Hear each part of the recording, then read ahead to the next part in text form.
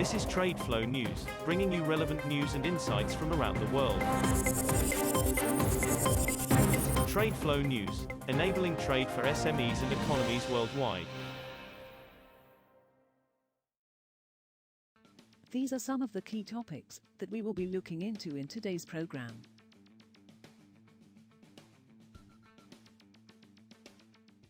First, let's take a look at the overnight headlines which are impacting the commodity markets.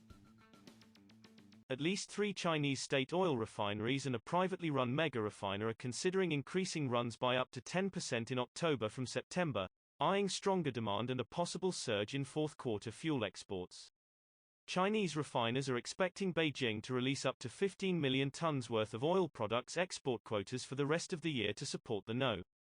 2 economy's sagging exports. Such a move would signal a reversal in China's oil products export policy, add to global supplies and depress fuel prices. After a recent slide in benchmark Brent crude prices to below $100 a barrel, Chinese refiners have taken arbitrage opportunities to boost stockpiles, traders said, booking supertankers to haul crude oil to China from the Americas and Middle East. The German government is in talks about providing urgent financial support for scores of regional state-owned energy providers which are struggling to cope with soaring gas prices, 3 sources familiar with the matter said. The discussion centered on the critical network of hundreds of firms that supply energy and other vital services, such as water, to the country's homes and industry, underpinning Europe's biggest economy. They are under increasing strain from rocketing energy prices and have been appealing to central government for support, potentially adding to the country's huge bill after it stepped in with €29 billion, $28.59 billion, to bail out energy trader Uniper this week. Moving on to the top news in the energy sector. Britain on Thursday formally lifted a moratorium on fracking for shale gas in England that has been in place since 2019, saying strengthening the country's energy supply was an absolute priority. Energy prices have soared in Europe after Russia invaded Ukraine, and Britain is subsidizing bills for households and businesses at a predicted cost of more than £100 billion, $113 billion. New Prime Minister Liz Truss said earlier this month that fracking, extracting shale gas from rocks by breaking them up, would be allowed where it was supported by communities. The European Union is looking at an oil price cap, tighter curbs on high-tech exports to Russia and more sanctions against individuals, diplomats said on Thursday, in response to what the West condemned as a new escalation in Moscow's war in Ukraine. The 27-nation EU was spurred into action by President Vladimir Putin's nuclear rhetoric on Wednesday, announcement of a partial mobilization for the war and support for plans to effectively annex parts of East Ukraine.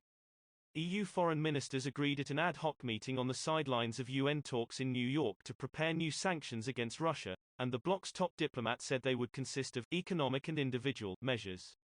Next, we have the top news in metal markets. Copper prices snapped a 3-day losing streak on Thursday, boosted by a weaker dollar and optimism that stimulus measures would boost demand in top metals consumer China.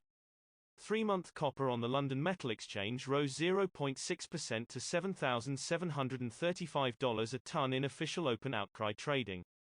The dollar index dropped after Japan intervened in the currency market to shore up the battered yen for the first time since 1998. A weaker dollar supports commodities priced in the greenback by making them cheaper for buyers using other currencies. Global crude steel production in August fell 3% from a year earlier to 150.6 million tons, World Steel Association data showed on Thursday.